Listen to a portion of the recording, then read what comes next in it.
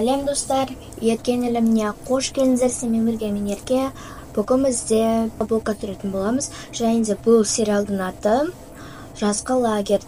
Енді видеомызды бастаймыз. Ал сіздер тамашалаңыздар, лайк басып тіркеліңіздер. Мен барлығын таныстырып кетейін. Бұл бізде Айдос болады. Бұл бізде Дамир, нағыз Мөлдір.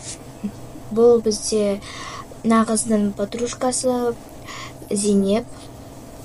Және де бұл бізде Айназым. Және де нағыздың аты София. Ал мынау болса олардың апайлары аты Жанар. Сәлем балалар, мен сендердің бөлшелерім боламын. Есімім Жанар. Жанар апай десеңдер болады. Жарайды апай, онда біз 3-ші қабатқа бара берейік. Бара беріңдер. Мен сендерге тамақ дайындап келемін. Мына жер әдемі екен, солға әдемі. Біз мына жерге жатамыз. Сендер ана жаққа жатасыңдар ма? Біз мына жаққа қояйық та киімдерімізді.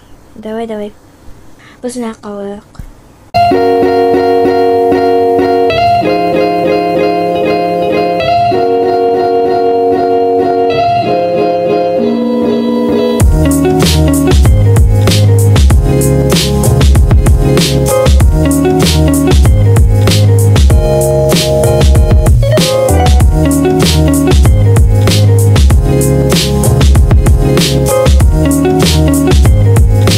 Балалар, жүріңдер тамаққа.